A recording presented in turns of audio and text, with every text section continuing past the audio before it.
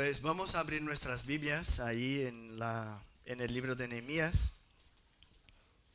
Nehemías capítulo 4.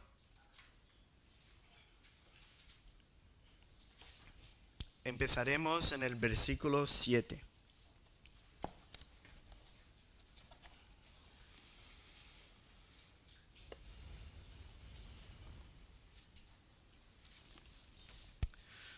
Vamos a orar antes de hacer la lectura y así pedimos la dirección del Señor.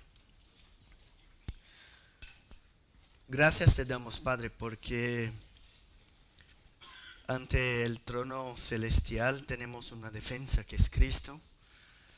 Ante tu presencia estamos bajo la sangre de Cristo y por eso tenemos confianza en acercarnos en el trono de gracia y pedirte que tú nos bendigas.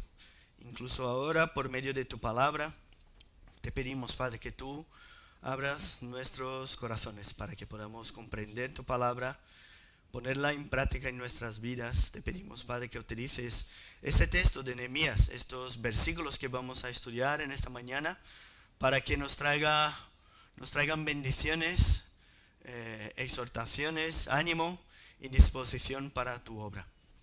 Bendícenos, Padre. Guárdanos de todos nuestros pensamientos malos, de todo lo que tenemos fuera de aquí y que nos preocupa, y que tengamos nuestra mente totalmente enfocada en tu palabra, en oír tu voz en esta mañana. Bendícenos, Padre, en el nombre de Jesús que oramos. Amén. Pues Nehemías capítulo 4, versículo 7. Pero aconteció que oyendo Sanballat y Tobías y los árabes y los amonitas y los de Asdod, que los muros de Jerusalén eran reparados, porque ya los portillos comenzaban a ser cerrados, se encolerizaron mucho y conspiraron todos a una para venir a atacar a Jerusalén y hacerle daño. Pero oramos a nuestro Dios, y por causa de ellos pusimos guarda contra ellos de día y de noche. Y dijo Judá: las fuerzas de los acarreadores se han debilitado, y el escombro es mucho, y no podemos edificar el muro. Y nuestros enemigos dijeron: no sepan ni vean hasta que entremos en medio de ellos y los matemos, y hagamos cesar la obra. Pero sucedió que cuando venían los judíos que habitaban allí entre ellos, nos decían hasta 10 veces: de todos los lugares de donde volviereis, ellos caerán sobre vosotros.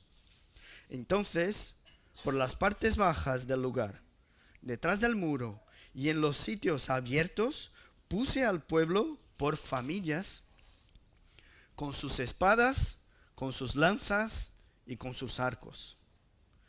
Después miré y me levanté y dije a los nobles y a los oficiales y al resto del pueblo: no temáis delante de ellos. Acordaos del Señor, grande y temible, y pelead por vuestros hermanos, por vuestros hijos y por vuestras hijas, por vuestras mujeres y por vuestras casas. Hoy vamos a quedarnos aquí en estos 7 versículos. No sé si ya habéis pensado en el tema del trabajo, que es lo que nos causa más dificultad cuando tenemos que trabajar. ¿El cansancio físico o la sensación de que no merece la pena el trabajo? Cambiando un poco las palabras, ¿qué te carga más del trabajo? ¿El esfuerzo físico? ¿El llevar cargas? ¿O el desánimo por alguna situación que te desmotive?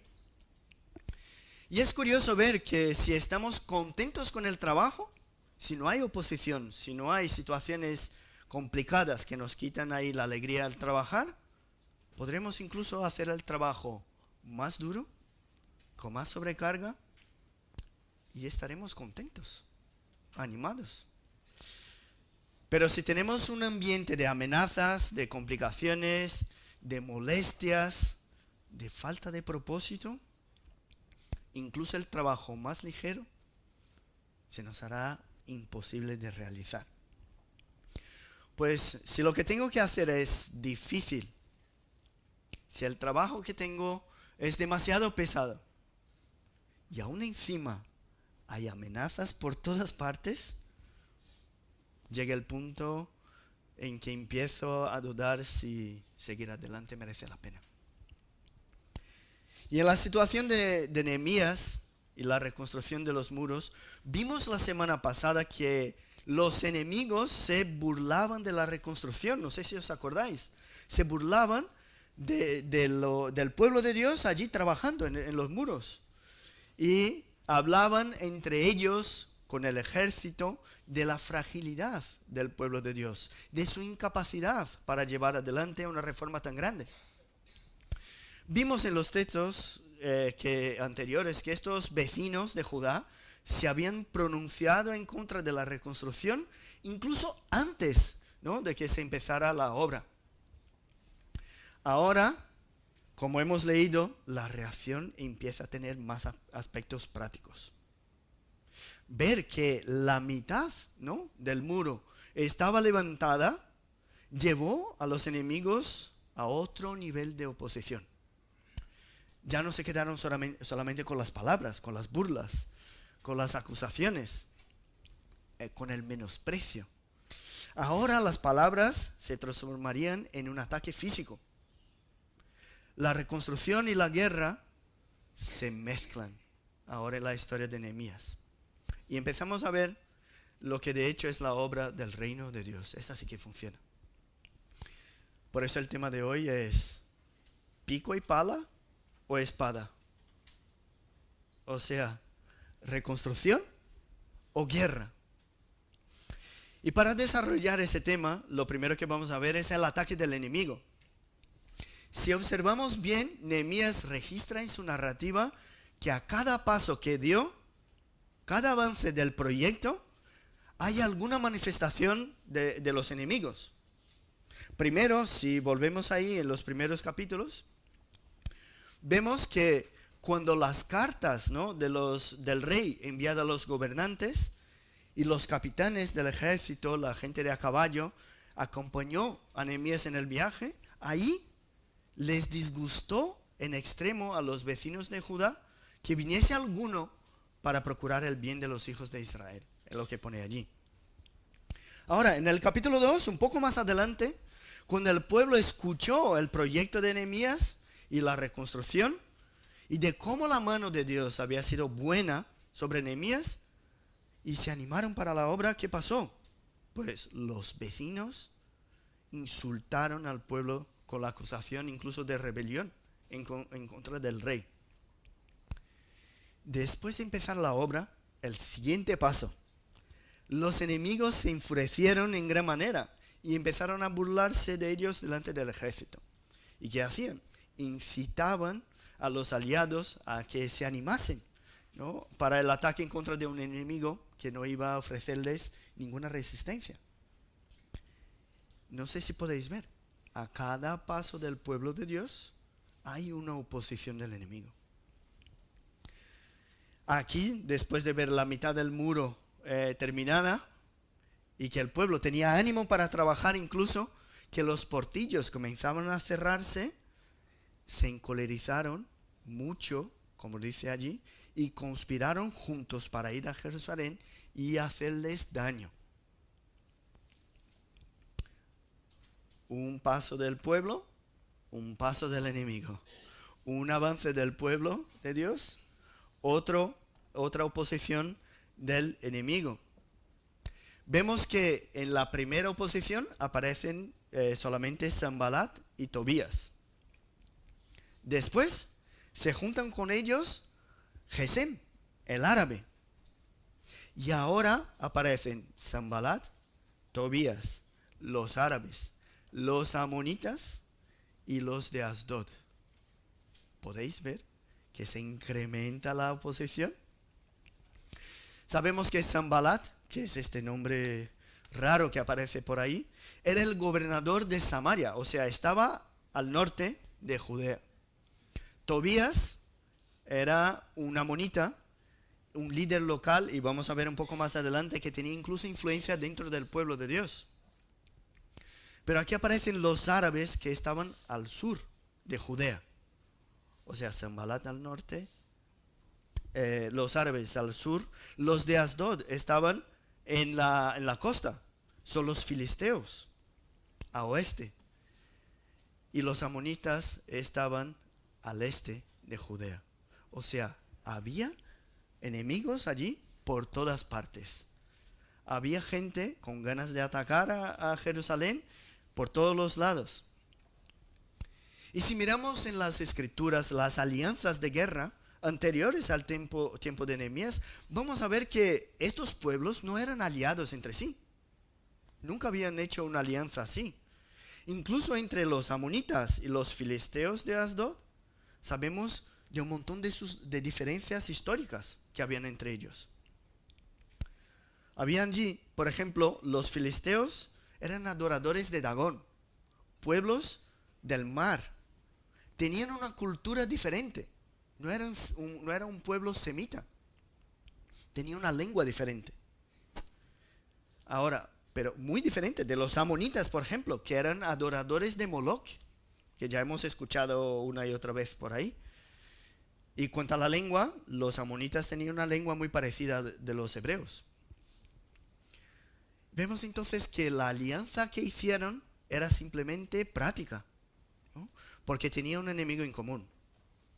Ninguno de ellos quería ver el resurgimiento de Jerusalén. Ese era el punto. Y eso es algo que encontramos una y otra vez a lo largo de la historia de la humanidad. Incluso hay un refrán muy conocido, ¿no?, que dice: enemigo de mi enemigo es mi amigo. Enemigo de mi enemigo es mi amigo. Y eso suele pasar. Y hay un ejemplo en la historia que, bajo mi punto de vista, es grotesco, que es la alianza que pasó en la Segunda Guerra Mundial, por ejemplo, entre la Alemania nazista y la Unión Soviética. Algo muy raro, ¿no? Un gobierno nazista, ultraderecha, aliado a un régimen comunista. Eso pasó en la historia. Ideologías totalmente opuestas, pero tenían un enemigo en común: Polonia. Alemania quería recuperar territorios allí perdidos en la Primera Guerra Mundial, y la Unión Soviética quería expandir su influencia en Europa del Este, como está pasando más o menos hoy, por allí. Y esa alianza entre Hitler y Alemania y la Unión Soviética duró muy poco, más o menos 2 años. Hitler invadió la Unión Soviética y la Unión Soviética hizo alianza con los del occidente en contra de Alemania. O sea, vemos allí que incluso naciones enemigas pueden aliarse según la conveniencia. Y fue lo que pasó entre los amonitas, los filisteos, los árabes, Sanbalat y Tobías. Todos ellos se unieron, aunque normalmente no eran aliados entre sí, porque tenían un enemigo en común: Jerusalén. Ahora ya no son burlas lo que están haciendo aquí. Ahora ya no son palabrerías para desanimar al pueblo. Lo que quieren ahora es atacar a Jerusalén, matar a todos. Y si pensamos bien, eso es lo que suele pasar con nosotros. Mientras somos indiferentes, ¿no?, mientras nuestra presencia no genera en los demás ninguna confrontación de ideas, ¿no?, de filosofías, pues no vamos a recibir ninguna oposición. Si soy un creyente nominal, si digo que soy creyente, pero mis actitudes no reflejan eso, pues no voy a encontrar ninguna resistencia en el mundo. Incluso seré amigo del mundo. Pero como dice la palabra de Dios, todos los que quieren vivir piadosamente en Cristo Jesús, ¿qué va a pasar? Padecerán persecución. Mi hermano, si tu deseo es agradar a Dios, el mundo se molestará. dentro de un grupo de amigos, tenemos adolescentes, jóvenes aquí, niños, dentro de un grupo de amigos, si rehusas ver la pornografía, por ejemplo, que tus amigos ven, sufrirás el rechazo, las burlas de sus amigos. Si dentro de tu familia, por ejemplo, de no creyentes, decides seguir testificando de Cristo y de su amor, serás motivo de bromas. Eso va a pasar. Cada vez que tus planes estén guiados por la voluntad de Dios, y no simplemente para que saques ventaja de todo lo que hay, no solamente temas carnales, el mundo se levantará y se opondrá. Y una de las enseñanzas importantes de estos primeros versículos es la preocupación que debemos tener en aquellos que son nuestros aliados. Aprendemos con los enemigos, con las actitudes de los enemigos también. Muchas veces es muy difícil reconocer en nosotros cuáles son nuestros propósitos, nuestros objetivos, nuestros intereses personales. Pero si miramos a aquellos con los que solemos juntarnos, vamos a ver que compartimos intereses y de allí podemos evaluarnos a nosotros mismos. Por ejemplo, si te asocias a una persona que lo único que quiere es el éxito financiero y lo que busca son futilidades, es probable que en tu corazón existan los mismos deseos. Y por eso la ves, ¿no? Ves a esa persona como un aliado, porque compartes propósitos con él. Ahora, si las personas más cercanas de ti lo que quieren es adorar a Dios, es obedecer la palabra de Dios, si tu deseo es juntarte con esa clase de gente, muy probablemente tus intereses están en lo mismo. Aquí vemos que aunque no tenían un histórico de alianzas, los vecinos del pueblo de Dios se unieron para impedir que Jerusalén volviese a representarles algún peligro. Lo que querían era impedir la reconstrucción del muro, la restauración de la ciudad y que siguiesen ahí ese pueblo de Jerusalén, totalmente desprotegidos, sin defensa. Pero si miramos al pueblo de Dios en esa situación, vamos a ver que ellos reconocían la benéfica mano de Dios en la reconstrucción. Vamos a ver que ellos sabían que era eso lo que deberían hacer. Pero, ¿sabes qué? Aún sabiendo qué es lo que deberían hacer, antes de empezar la reforma, ellos no tenían nadie que le estaban intentando matar. No tenían persecución. Estaban destrozados, pero no tenían problemas. Antes de empezar la reforma de los muros, estaban ahí apáticos, a lo mejor espiritualmente, buscando solamente cada uno la reforma de su propia casa, sus intereses propios. Y en esa situación no había amenazas. Ahora, además de trabajar mucho reconstruyendo el muro, encima son amenazados. ¿Pensáis que esa situación es fácil de llevar adelante? Vemos muchas veces, incluso nosotros, que cuando el mundo se opone a la obra, dudamos y pensamos en desistir. Porque cuando la motivación falla, el trabajo resulta imposible. Qué difícil. Cuando tuvieron que decidir entre el pico y la pala o la espada, lo que hicieron fue desanimar de todo. De todo. Por eso vamos a ver la segunda parte, la reacción del pueblo delante de la oposición del enemigo. ¿Qué pasa a nosotros, no? ¿Qué nos pasa a nosotros cuando tenemos un reto espiritual y la situación cambia trayéndonos alguna dificultad? Me acuerdo de la historia de Elías. Vosotros conocéis. Profeta de Dios, que oró pidiendo que descendiese fuego del cielo. Y descendió. Después, el mismo profeta mató a 450 profetas de Baal. Este hombre ya había visto cosas grandiosas. Ya había experimentado en su propia vida el poder de Dios. Pero cuando Jezabel le dijo que le quitaría la vida a él, y él estaba cansado de la obra. Él pensaba que estaba solo. ¿Qué hizo? Huyó al desierto y ya no quería vivir. Y eso se repite una y otra vez a lo largo de la historia.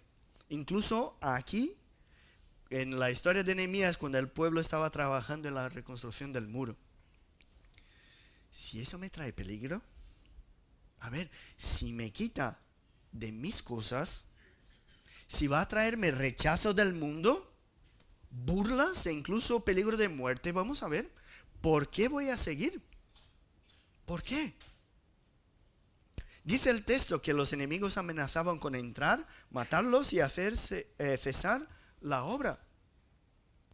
Lo harían sin que lo viesen. Y los enemigos que vivían cerca, los judíos que vivían cerca o entre los enemigos, venían y les decían, oye, que van a venir de todos los lugares a por vosotros. Ojo, van a venir. Y delante de las amenazas de todos los lados, de maneras que ellos no veían formas de resistir, aparece allí en el versículo 10 una poesía o una música, ¿no? Algo que se repetía entre ellos. Incluso en algunas Biblias aparece como una estrofa de una poesía, porque tiene métrica de poesía. Seguramente eso se repetía una y otra vez entre ellos. ¿Y qué dice allí? Las fuerzas de los acarreadores se han debilitado y el escombro es mucho y no podemos edificar el muro. Probablemente eso era una música, una canción que cantaban ahí o una poesía. De repente la obra que estaba por la mitad ya era demasiado esfuerzo, ya no merecía la pena. Ver que Dios estaba con ellos ya no era lo que les motivaba. ¿Por qué? Estaban mirando la oposición de los enemigos. Y claro, sumándose a las dificultades de la obra, llegó aquí al punto de no merecer más la pena seguir. Ahora, nosotros, ¿no?, que estamos aquí en el siglo XXI, ¿cuántas veces decidimos luchar por la santidad, incluso la sanidad de nuestro matrimonio, y de repente pasa algo y lo dejamos porque es demasiado para nosotros? Pensamos en buscar la presencia de Dios de manera más intensa en nuestra vida. Queremos, ¿no?, Dios en nuestra vida. Pero viene una discusión, un roce con el hermano de la iglesia y simplemente lo dejamos. Abandonamos todos los estudios, abandonamos las reuniones. Estamos luchando en contra de una adicción o de un pecado que nos molesta. Pero algo nos quita la tranquilidad. ¿Y qué hacemos? Volvimos a lo mismo. Dejamos el muro a medias porque ya no aguantamos llevar piedras. Porque nos queda mucho escombro. O porque la amenaza del enemigo nos hace sentir que mejor es quedarnos tal cual estamos. Parece lo mismo, ¿no?, que pasó con el apóstol Pedro cuando vio a Jesús caminando sobre las aguas. No sé si os acordáis. ¿Qué hizo?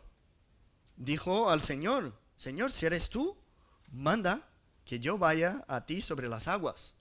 ¿Y qué respondió Jesús? Ven. ¿Qué hizo? Descendió de la barca y anduvo sobre las aguas. ¿Pero qué pasó? Al ver el viento, que era fuerte, tuvo miedo y comenzando a hundirse dijo, Señor, sálvame. Jesús le cogió y le dijo, hombre de poca fe, ¿por qué dudaste? ¿Por qué? Tú y yo sabemos la razón, ¿verdad? Qué difícil es reconocer el viento fuerte y seguir caminando por fe. Qué difícil es saber que Dios nos promete sus bendiciones, su protección, su provisión, cuando las situaciones no son fáciles. Qué difícil es seguir creyendo en las promesas de Dios cuando todo va mal. Los brazos cansados. La tarea que todavía tenemos por delante es grande. Ya no podemos seguir. ¿Nunca has tenido esa sensación? Hay tanto viento que nos quedamos mirando las situaciones alrededor nuestro y pensamos, a lo mejor me acoplo a lo que todo el mundo piense y ya está. O entonces, que siga buscando mi propia voluntad, porque la de Dios está demasiado complicada. Tener que lidiar con mis pecados, mejor me adapto y me encierro en mi mundo y así no tengo que rendir cuentas a nadie. A lo mejor hoy tienes tareas espirituales allí paralizadas completamente. A lo mejor sabes que hay escombros, que hay restauración por hacer, pero prefieres, como el pueblo allí, saltar las piedras, cambiar de camino y dejar de seguir trabajando en la reconstrucción. O a veces incluso queremos hacerlo, pero cuando miramos a las dificultades, lo que pasa es que nos hundimos cada vez más. ¿Qué hacer delante de situaciones como esa? ¿Que el trabajo es grande? ¿Que las fuerzas se agotan? ¿Que las tribulaciones, ¿no? Las amenazas están llamando a la puerta? ¿Qué hacemos? ¿Entregamos los puntos y dejamos el trabajo y la lucha de lado? Delante del desánimo, delante de la falta de esperanza, lo que debemos hacer es lo que hicieron ellos. ¿Qué hicieron? Levantaron la mirada, enfocaron la mirada en el Señor y lucharon. Y aquí es importante reconocer que hay dos actitudes concomitantes. Dos. Y para hablar de eso, podemos acordarnos de la historia de un británico llamado Oliver Cromwell. No sé si habéis escuchado hablar. Vivió en el siglo XVII. Era hijo de padres creyentes, puritanos. Y fue un hombre muy importante. Formó parte del Parlamento inglés. Incluso en la guerra civil que pasaron por allí. Él tenía una oposición muy grande al episcopalismo, o sea, no estaba de acuerdo con la iglesia del Estado allí en Inglaterra. Pasaron por muchos cambios, incluso la guerra civil y la condenación y ejecución del rey Carlos I. Y este hombre, Oliver, estaba allí, participó de eso. Y en ese contexto, este hombre recibió el título de Lord Protector de Inglaterra. Fijaos, entró para la historia. Falleció en 1658. Y lo que pasó después de su muerte es que la monarquía volvió con el hijo de Carlos I, Carlos II. ¿Qué hizo Carlos II? Desenterró el cuerpo de Oliver, cortó su cabeza y lo colgó en la torre ahí en Londres. Y este hombre, Oliver Cromwell, tiene una frase muy conocida que dice lo siguiente: confiar en Dios y mantener la pólvora seca. Confiar en Dios y mantener la pólvora seca. Y esa frase nos ayuda a comprender el equilibrio que debe haber entre la fe, la certeza de que Dios es el que gana las batallas, Dios es el que nos ayuda a vencer incluso todas las dificultades, pero esa fe debe estar equilibrada con la acción. O sea, sabemos que la pólvora no funciona si está húmeda, ¿no? Entonces, eso quiere decir que debemos estar preparados. Debemos actuar de manera responsable delante de los desafíos. No debemos orar simplemente y quedarnos aquí sentados de brazos cruzados esperando que algo pase. No. Tampoco debemos levantarse y actuar sin reconocer que, aunque tengamos todos los medios físicos para vencer, la victoria viene de Dios. Y si miramos esos versículos, esa idea aparece 2 veces. La primera allí en el versículo 9 del capítulo 4, cuando dice que oraron, eso sí, oraron, y pusieron guarda contra los enemigos de día y de noche. Esa es la primera vez que aparece esa idea. La segunda vez aparece allí en el versículo 14. Dice que Nehemías miró, se levantó y dijo: no temáis delante de ellos, acordaos del Señor grande y temible y pelead. Acordaos del Señor y pelead.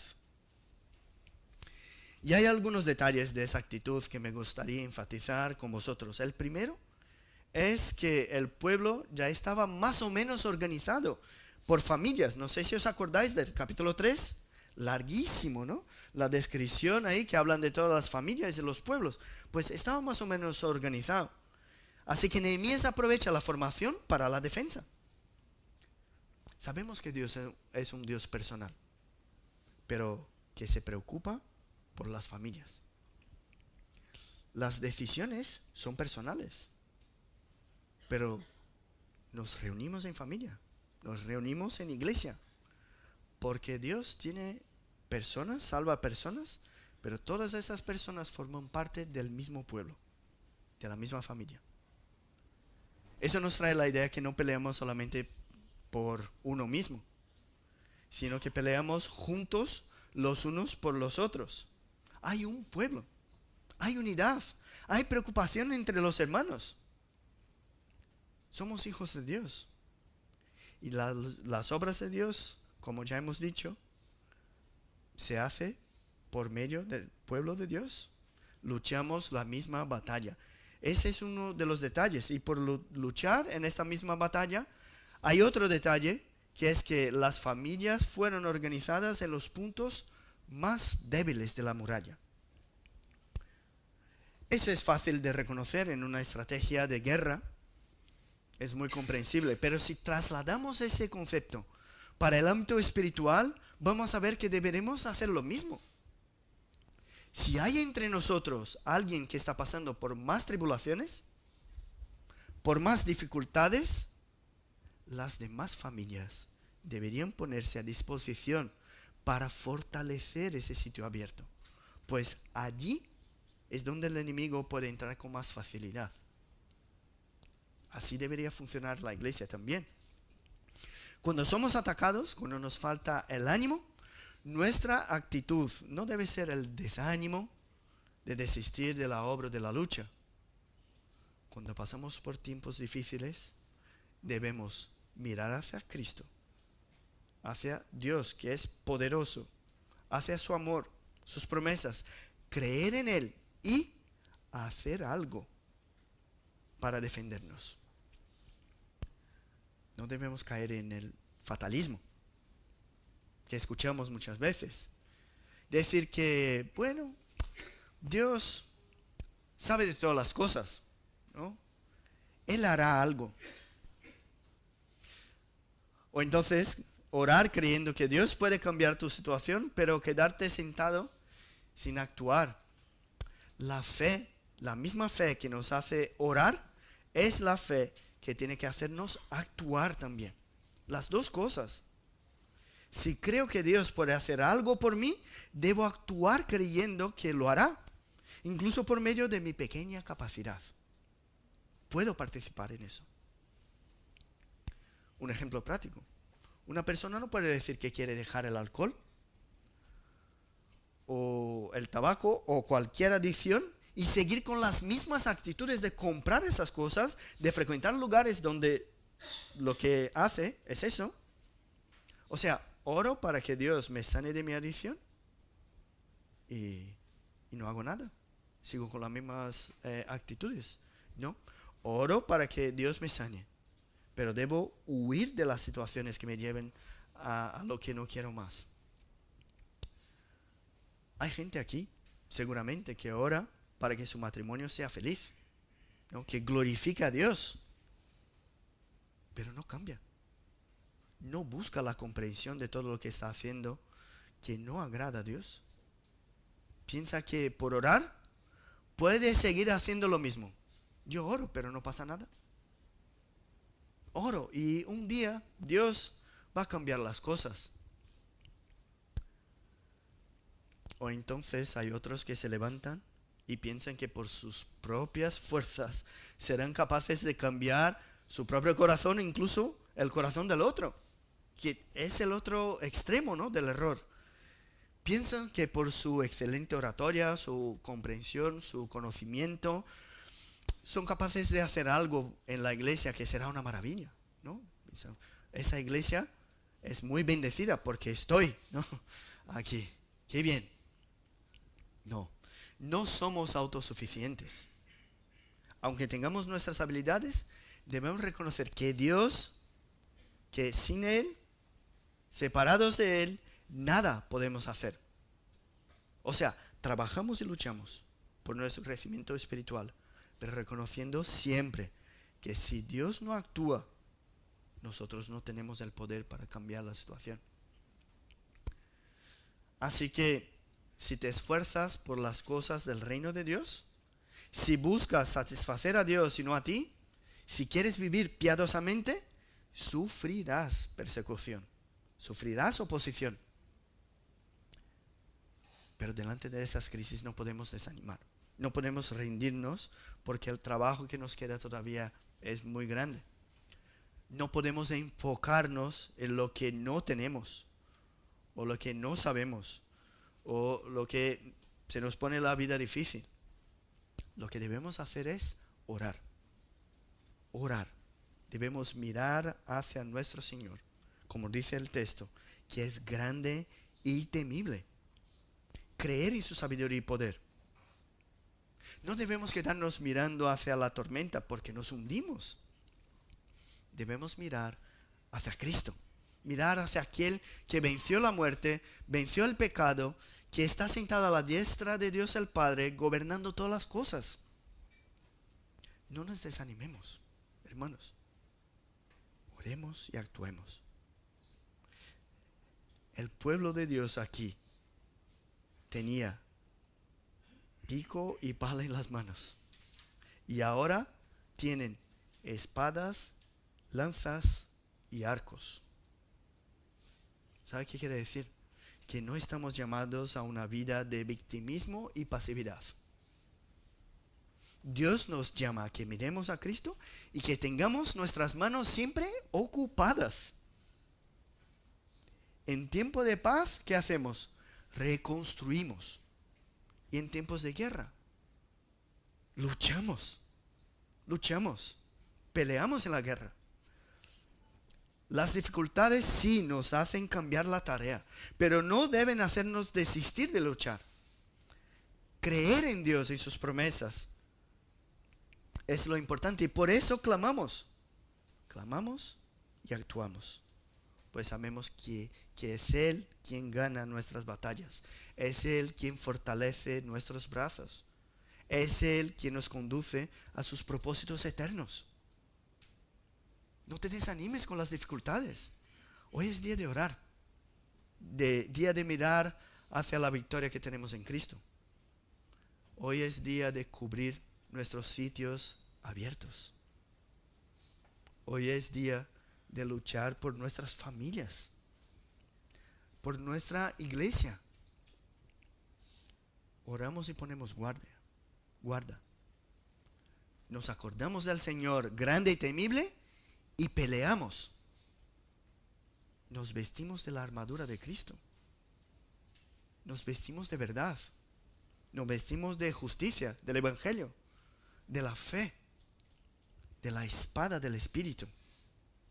Mis hermanos, que esa palabra os traiga mucho ánimo, que estemos siempre dispuestos a seguir luchando la buena batalla, porque sabemos que la victoria está garantizada. En Cristo tenemos la victoria garantizada. Así que ánimo. O pico y pala, o espada. No hay otra opción. Tenemos que seguir luchando. Así que vamos a orar. Gracias te damos, Padre, porque tú nos das tu palabra, nos traes ánimo y deseo de seguir luchando la buena batalla. Tú conoces nuestra vida, sabes de la cantidad de escombros que todavía hay. Tú sabes, Padre, que cuando queremos hacer algo bueno y vienen las tribulaciones, nos desanimamos y miramos hacia los vientos que son fuertes y nos hundimos. Te pedimos, Padre, ten misericordia de nosotros. Ayúdanos, Padre, en nuestras debilidades. Guíanos, Padre, para que seamos conscientes de nuestra tarea dentro de nuestra propia vida, en nuestra familia, dentro de la iglesia. Que seamos conscientes de nuestros puntos débiles y que podamos trabajar, luchar para proteger a cada uno de nosotros en estos puntos.